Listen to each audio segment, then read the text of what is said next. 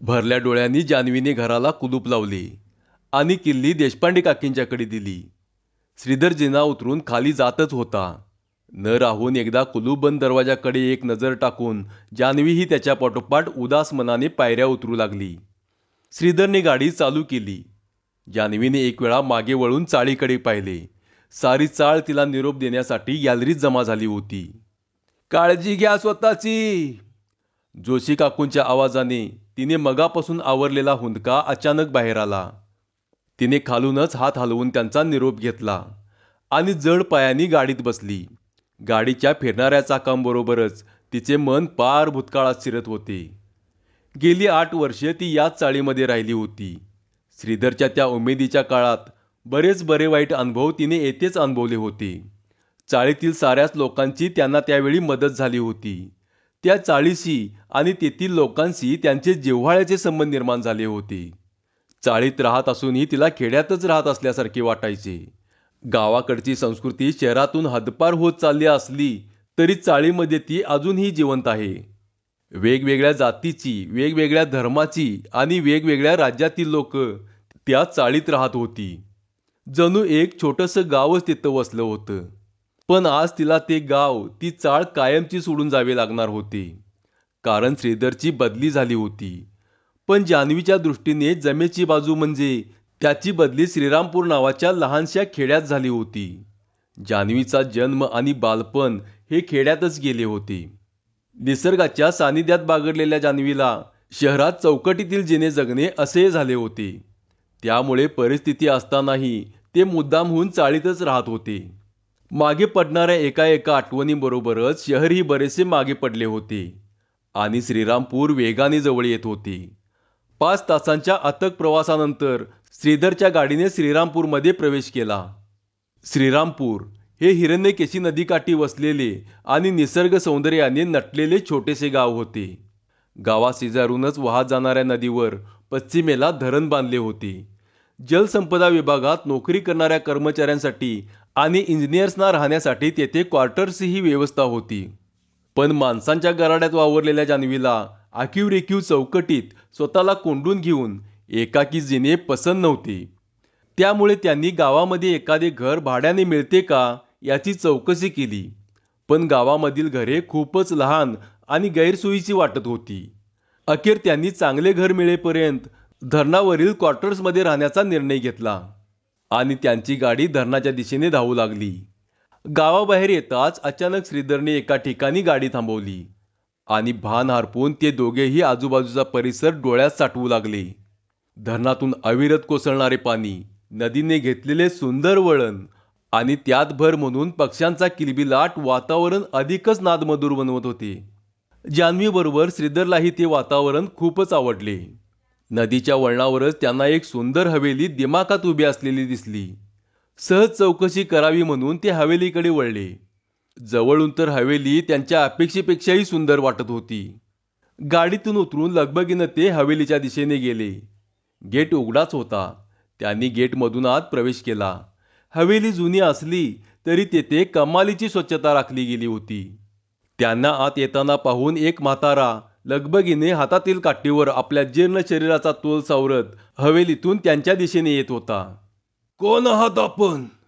आणि इथं कशासाठी आला आहात? कोण हवे आहे आपल्याला?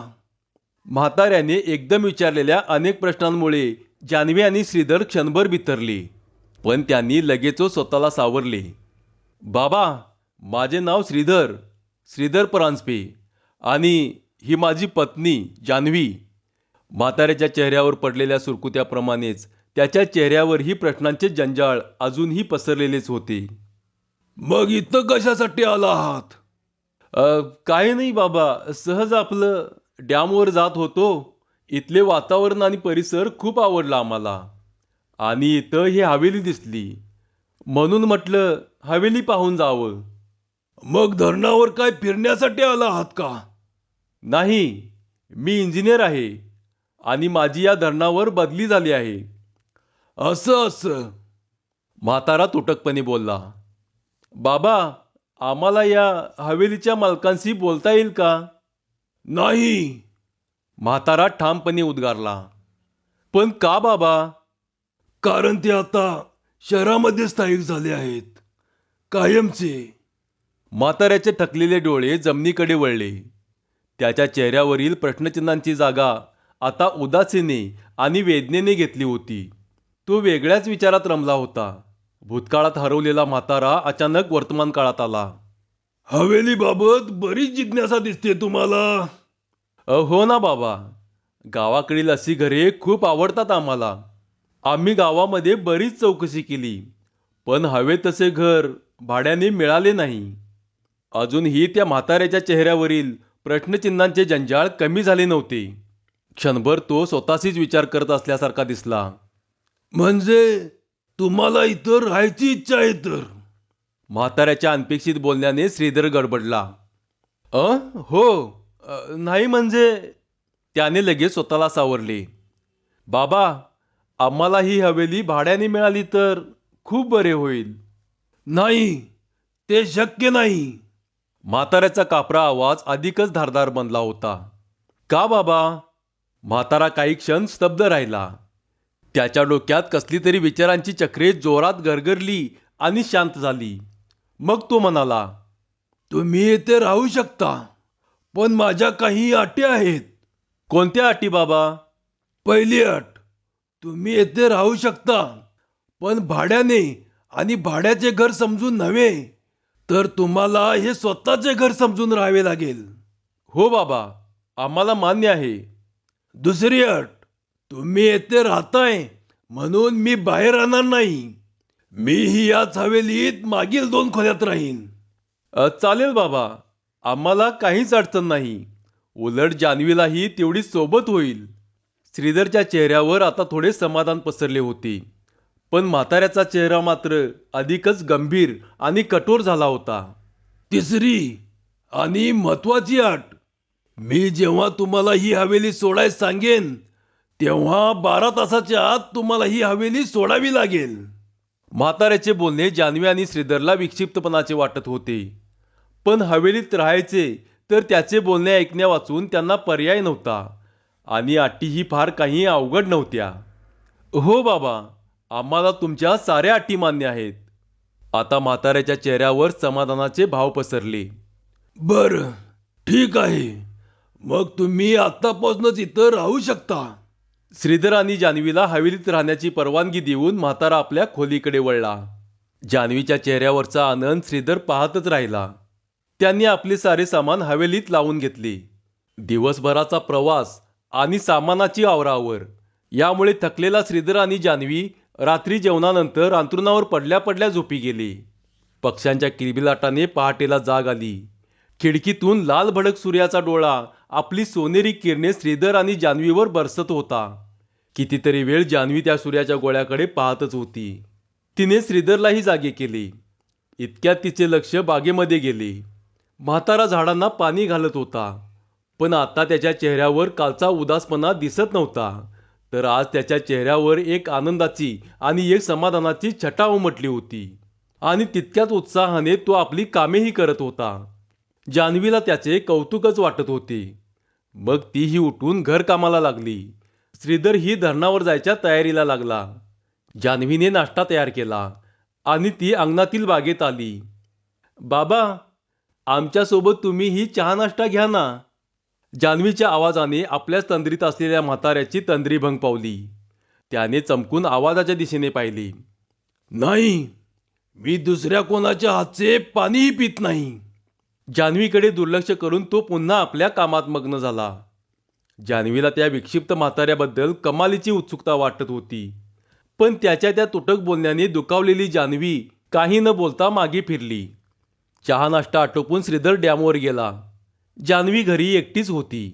म्हाताराही एकटाच आपल्या नादात काहीतरी कामात असायचा, पण तिला त्याची कसलीही भीती वाटत नव्हती. उलट तो तिला आपल्याच कुटुंबातील एक भाग वाटत होता. संध्याकाळी श्रीधर कामावरून घरी आला. फ्रेश होऊन थोडा वेळ आराम केल्यावर जान्हवी आणि तो फिरायला नदीकाठी गेले. मग राणीसाहेब, कसा गेला आजचा दिवस? दिवस खूप चांगला गेला. खूप चांगली आणि शांत जागा आहे ही. गर्दी आणि गोंगाटापासून अगदी लांब अशाच ठिकाणी घराचे स्वप्न पाहिले होते मी. मग मिळालं ना शेवटी हवे तसे घर. भाड्याचं असलं म्हणून काय झालं? श्श्श! अरे भाड्याचं काय म्हणतोस? ते म्हातारे बाबा ऐकतील ना, तर दोघांनाही घराबाहेर काढतील. अगं हो, विसरलोच होतो बघ मी. बरं मला सांग, तुला त्यांचा काही त्रास तरी झाला नाही ना? छे रे, थोडे विक्षिप्त वाटतात, पण मनाने चांगले आहेत ते. नेहमी घरात किंवा बागेत काहीतरी साफसफाई करीत असतात. का माहीत का? पण ते आसपास असले ना, की मला माझ्या बाबांची आठवण येते. हो, पण तरीही तू थोडी सावधच अस. हो रे बाबा, इतकी पण लहान नाही आहे मी आता. निसर्गाच्या सानिध्यात बोलण्यात वेळ कोठे जात होता दोघांनाही कळले नाही. हळूहळू सूर्य अस्ताला जात होता आणि अखेरीस तो लाल भडक गोळा डोंगराआड नाहीसा झाला. चल, आपल्याला आता निघायला हवं. थांब गा अजून थोडा वेळ. अरे घरी म्हातारे बाबाही एकटेच असतील ना? हो हो, चल. दोघेही हवेलीच्या दिशेने चालू लागले. म्हाताऱ्याने अंगण साफ करून तुळशी वृंदावनासमोर दिवा लावला होता आणि तो त्यांचीच वाट पाहत पायरीवर बसला होता. गाडीच्या आवाजाने म्हाताऱ्याच्या सुरकुतलेल्या चेहऱ्यावर थोडेसे समाधान पसरले. गाडीतून उतरून श्रीधर आणि जान्हवी हवेलीत जाऊ लागली. काय फिरायला गेला होता वाटतं? हो बाबा, खूप मस्त ठिकाण आहे हे. तुम्ही नदीच्या वळणावरील वडाच्या झाडाखाली तर गेला नव्हता ना? अय्या, बाबा तुम्ही कसं ओळखलत? तेथून सूर्यास्त काय छान दिसतो. तिच्या उत्तराने म्हाताऱ्याच्या गंभीर चेहऱ्यावर पुन्हा सुरकुत्यांचे जाळे पसरले. पुन्हा त्या ठिकाणी सूर्यास्त पाहण्यासाठी जाऊ नका.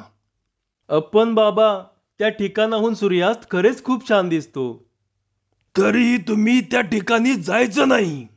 ज्या सूर्यामुळे साऱ्या जगाची निर्मिती झाली, त्याचा थोड्या वेळासाठी का असेना पण होणारा अंत पाहण्यात कसला आलाय आनंद. याला सूर्य आनंद म्हणतात. चेहऱ्यावर पडलेल्या सुरकुत्यांचे जंजाळ घेऊन म्हातारा उठून काठीच्या आधाराने तरातरा आपल्या खोलीकडे निघून गेला. त्याचे हे जगावेगळे तत्वज्ञान ऐकून श्रीधर आणि जान्हवी थक्कच झाले. आता जान्हवीला हवेलीत येऊन चांगले 2 महिने उलटले होते. ती आता हवेली आणि परिसरातील वातावरणात चांगलीच रुळली होती. सुरुवातीला विक्षिप्त वाटणाऱ्या म्हाताऱ्याची आता तिला सवय झाली होती. ती अनेकदा त्याच्याशी गप्पा मारण्याचा प्रयत्न करायची, पण म्हातारा काहीतरी कारण काढून तिच्यापासून दूर जायचा. दिवस जसे सरत होते तसा पावसाळा जवळ येत होता. पाऊस चालू होण्यापूर्वी धरण दुरुस्तीचे काम पूर्ण करायचे होते. त्यामुळे श्रीधरला घरी यायला आता थोडा वेळ होणार होता. तसे तो सकाळी जान्हवीला सांगून गेला होता. संध्याकाळचे 6 वाजले होते. म्हातारा विमनस्क अवस्थेत हवेलीच्या पायरीवर बसला होता. ती कातर वेळ तिला सरता सरत नव्हती. ती त्या म्हाताऱ्याजवळ आली आणि त्याच्या शेजारी पायरीवर बसली. कसला विचार करताय बाबा? आपल्याच विचारातील म्हातारा दचकून भानावर आला. त्याने एक वेळ जान्हवीकडे पाहिले. जान्हवी त्याच्या डोळ्यातील करुण भाव पाहून गलबलून गेली. यापूर्वी करारी दिसणारा म्हातारा आज एकदम हळवा दिसत होता. तुम्हाला काही होते का बाबा? तब्येत ठीक आहे ना तुमची? जान्हवीच्या आवाजात काळजीचा सूर होता. माझ्या तब्येतीचं काय घेऊन बसलीस पोरी? पिकलं पान केव्हा गळून पडल सांगता येत नाही. असे म्हणू नका बाबा. जान्हवीचे डोळे डबडबले होते. पोरी, तू मनाने खूप हळवी आणि चांगली आहेस. तुझ्या घरच्यांनी तुझ्यावर चांगले संस्कार केलेले दिसतात. माहेरी कोण कोण असतं तुझ्या? त्यांच्या त्या प्रश्नाने जान्हवीचे डोळे भरून आले. बाबा, माझ्या माहेरी माझं असं कोणीच नाही. लहानपणीच आई मला सोडून देवाघरी गेली. पण वडिलांनी मला तिची कमी कधीच जाणवू दिली नव्हती. पण 2 वर्षापूर्वी औंढा गिळून जान्हवीने डोळ्याला पदर लावला. त्या पदरात तिच्या डोळ्यातून वाहणाऱ्या गंगा आणि यमुना लुप्त होत होत्या. माफ कर पोरी, मला माहीत नव्हतं हे. बोलता बोलता म्हाताऱ्याला खोकल्याची उबळ आली. जान्हवीने पळत जाऊन स्वयंपाकघरातून पाणी आणले. म्हातारा ते पाणी घटाघटा प्यायला. पोरी, उभ्या आयुष्यात मी कुणाच्या हातचं पाणी पिलं नव्हतं. पण याला तू अपवाद आहेस. बाबा, तुम्ही कधीपासून राहता येते? मी जन्मल्यापासून. आणि तुमची मुलं बाळ? म्हाताऱ्याचा निस्तेज चेहरा जान्हवीच्या त्या शब्दांनी पार काळवंडला गेला. त्याच्या हृदयाला पीळ पडल्याच्या वेदनांनी त्याचे डोळे डबडबले गेले. पोरी, तू आणि श्रीधर मला बाबा म्हणताय ना? मग तुम्ही माझी मुलं नव का? म्हाताऱ्याच्या त्या शब्दांनी जान्हवीचे हृदय पिळवटून गेले. बाबा, असं म्हणून तिनं म्हाताऱ्याला मिठी मारली. कितीतरी वेळ ती म्हाताऱ्याच्या कुशीत लहान मुलीसारखी हुंदके देत रडत होती. म्हाताऱ्याचेही निस्तेज आणि कोरडे डोळे आज आयुष्यात पहिल्यांदाच भरून आले होते. श्रीधरच्या गाडीच्या आवाजाने जान्हवी भानावर आली. जान्हवीला रडताना पाहून तो धावतच तिच्याजवळ आला. जान्हवी, अगं का रडते आहेस तू? श्रीधर, बाबा गेल्यानंतर मी स्वतःला पोरकी समजत होते. तू तरी जन्मापासूनच पोरका आहेस. पण आज आपण दोघेही पोरके राहिलेलो नाही. बाबांनी आपल्या दोघांनाही मुलं म्हणून स्वीकारलं आहे. जान्हवीप्रमाणे श्रीधरलाही बाप भेटल्याचा आनंद झाला. दिवस सरत होते, तसा पावसाळाही जवळ येत होता. त्याप्रमाणेच म्हाताऱ्याची घालमेलही वाढतच चालली होती. एके दिवशी संध्याकाळी तो आपल्याच विचारात पायरीवर बसून होता. जान्हवी त्याच्याशी बोलण्याचा प्रयत्न करत होती, पण तो गप्पच होता. थोड्या वेळाने श्रीधर आला. बाबा, आज एकटेच बसलात आणि जान्हवी कुठे आहे? म्हातारा काहीच बोलला नाही. श्रीधर पायऱ्या चढून आत जाऊ लागला. त्याला पाहून जान्हवीही बाहेर आली. श्रीधर, म्हाताऱ्याच्या तोंडून धीरगंभीर आवाज आला. मला बोलवलं बाबा? पायऱ्या चढणारा श्रीधर म्हाताऱ्याजवळ येऊन बसला. बोला बाबा, काय म्हणताय? मला तुझ्याशी काही महत्वाचं बोलायचं आहे. जान्हवीलाही बोलव. होय बाबा. जान्हवी, अगं बाहेर ये. बाबा बोलवतायत तुला. आले आले. लगबगीनं जान्हवी येऊन श्रीधरच्या बाजूला बसली. बोला बाबा, काय सांगणार आहात? म्हाताऱ्याने एक वेळ श्रीधरकडे आणि जान्हवीकडे पाहिले. प्रसन्न मनाने ते म्हाताऱ्याकडे पाहत होते. म्हाताऱ्याने एक दीर्घ श्वास घेतला आणि तसाच सोडला. त्याने काहीतरी बोलायला तोंड उघडले. श्रीधर, उद्या तुला आणि जान्हवीला हे घर सोडायचं आहे. म्हाताऱ्या बाबांच्या तोंडून बाहेर पडलेल्या त्या अनपेक्षित वाक्याने श्रीधर आणि जान्हवीच्या काळजाचा ठोकाच चुकला. जान्हवीलाही आपण काहीतरी अघटित ऐकत असल्याचा भास झाला. आपण का बाबा? म्हाताऱ्याचा गंभीर चेहरा करारी झाला होता. माझ्या अटी विसरलास का? ज्यावेळी मी घर सोडायला सांगेन त्यावेळी कोणताही प्रश्न न विचारता निमूटपणे घर सोडायचे. पण बाबा, दुसरे घर मिळेपर्यंत? धरणावर तुझ्यासाठी क्वार्टर रिकामी आहे. उद्या दिवसभरात तुम्ही केव्हाही जाऊ शकता येथून.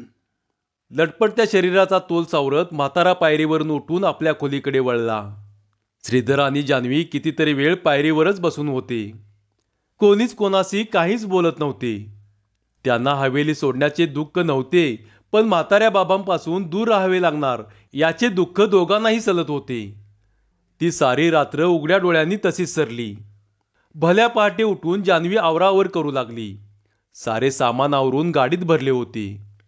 श्रीधर आणि जान्हवी म्हाताऱ्याला निरोप देण्यासाठी त्याच्या खोलीकडे गेले, पण खोली आतून बंद होती. हाका मारूनही म्हाताऱ्याने दरवाजा उघडला नव्हता. जड पावलांनी जान्हवी आणि श्रीधर गाडीत येऊन बसले आणि गाडी धरणाच्या दिशेने धावू लागली. गाडी धरणावरील क्वार्टरच्या दारात येऊन थांबली. श्रीधरने दरवाजा उघडला आणि सारे सामान खोलीत नेऊन ठेवले आणि तो कामावर गेलाही. जान्हवीने सामान खोलीत लावून घेतले. दिवसभर पावसाची रिपरिप चालूच होती. संध्याकाळी श्रीधर घरी आला. बाहेर अजूनही पाऊस कोसळतच होता.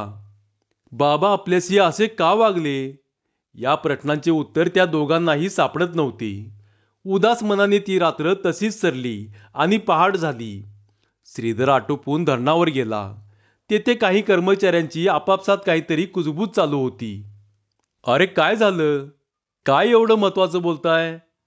काय नाही साहेब, रात्रीच्या मुसळधार पावसात नदीच्या वळणावरची हवेली कोसळली, त्याच्याबद्दलच बोलत होतो आम्ही.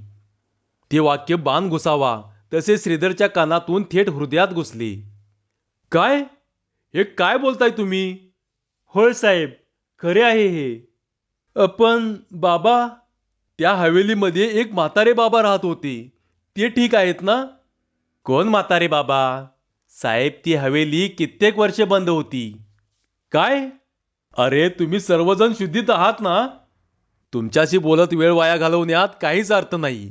मी स्वतः जाऊन बघून येतो. साहेब, साहेब. 2-3 कर्मचारी श्रीधरच्या मागे धावले. पण श्रीधर लगबगीनं गाडीत बसला आणि त्याची गाडी बापाच्या ओढीनं हवेलीच्या दिशेने धावू लागली. दुरूनच त्याला कोसळलेल्या हवेलीचा ढिगारा दिसत होता. हवेलीजवळ येताच तो गाडीतून उतरला आणि धावतच त्या भल्या मोठ्या ढिगाऱ्यातून वाट काढत म्हाताऱ्या बाबांना शोधू लागला. बाबा, बाबा. बराच वेळ तो हाका मारित होता, पण त्याला कोणताही प्रतिसाद मिळत नव्हता आणि म्हातारे बाबाही कोठे दिसत नव्हते. त्याला तर रडूच कोसळत होते. इतक्या त्याच्या डोळ्यासमोर एक आशेचा किरण वीज चमकावी तसा चमकला. सारी हवेली कोसळून ही म्हाताऱ्याची खोली कशीबशी तग धरून उभी होती. ढिगाऱ्यातून वाट काढत तो म्हाताऱ्याच्या खोलीजवळ आला. ती खोली केव्हा कोसळेल हे सांगता येत नव्हते. बंद दरवाजा उघडून कोणताही विचार न करता तो आत घुसला. तो पुन्हा हाका मारू लागला. बाबा, बाबा. श्रीधर. एक क्षीण आवाज त्याच्या कानावर पडला. त्याने आवाजाच्या दिशेने पाहिले. खोलीच्या कोपऱ्यात म्हातारा शेवटच्या घटका मोजत होता. क्षणाचाही विलंब न लावता त्याने त्याला उचलून बाहेर पैस जागी आणले. त्याने त्याला घट्ट मिठी मारली. बाबा, बाबा, काय झाले हे? ही हवेली पडणार आहे याची तुम्हाला कल्पना होती, म्हणूनच तुम्ही आम्हाला इथून बाहेर काढलत ना? मग तुम्हीही आमच्या समोर का आला नाहीत बाबा? तुम्ही आमचा जीव वाचवलात, पण स्वतःचा जीव का वाचू नाही दिलात? तुम्ही आमच्यासाठी देव माणूस आहात बाबा. म्हातारा खिन्न हसला. नाही बाळा, मी देवही नाही आणि माणूसही नाही. श्रीधरला त्या कर्मचाऱ्यांचे बोलणे आठवले आणि क्षणभर त्याच्या अंगावर काटाच उभा राहिला. काय? हे काय बोलताय तुम्ही बाबा? म्हातारा अखेरच्या घटका मोजत होता. मी खरं तेच सांगतोय बाळा. मी वास्तुपुरुष आहे. काय? वास्तुपुरुष? होय बाळा, मी या पडलेल्या वास्तूचा वास्तुपुरुष आहे. गेली 150 वर्ष मी या वास्तूत वावरत होतो, पण इतक्या वर्षात माणसामध्ये प्रेम, आपुलकी आणि जिव्हाळा या गोष्टी असू शकतात याची मला कधी जाणीवच झाली नव्हती. खूप वाईट माणसं राहत होती इथं. दुसऱ्यावर अन्याय आणि अत्याचार करणारे लोकच मी इथं अनुभवलेत आणि पाहिलेतही. माणसं चांगली असतात हे मला तुझ्याकडून आणि जान्हवीकडून समजले. गेली 150 वर्ष मी फक्त आलेला दिवस घालवत होतो, पण गेल्या 6 महिन्यातच मी खऱ्या अर्थाने जगलोय. काळजी घे स्वतःची आणि जान्हवीचीही. आता माझा इथला कार्यकाळ संपलाय. मला आता निघायला हवं. नाही बाबा, मी तुम्हाला नाही जाऊ देणार. हळूहळू म्हाताऱ्याला श्वास घेणेही जड जात होते. जणू तो शेवटच्या घटकाच मोजत होता. श्रीधरला त्याची ही किविलवाणी अवस्था पावत नव्हती. त्याने बाप आणि बापाचे प्रेम कधीच अनुभवले नव्हते. तो म्हाताराच त्याला बापरूपी आधारवड वाटत होता. पण आता हा आधारवडच थोड्या वेळात उन्मळून पडणार आहे ही कल्पना श्रीधरला सहन होत नव्हती. कसल्याशा आवाजाने त्याचे तिकडे लक्ष गेले. मगापासून तग धरून राहिलेली ती म्हाताऱ्याची खोली कोसळली होती. तसेच श्रीधरचे डोळे विस्पारले गेले. कसल्याशा जाणीवेनं त्याने अविश्वासाने आपल्या हातांकडे पाहिले. त्याच्या हातांच्या मिठीतून म्हातारे बाबाही गायब झाले होते आणि बरसणाऱ्या पावसांबरोबरच श्रीधरच्या डोळ्यातूनही अश्रूंच्या सरी कोसळत होत्या. धन्यवाद.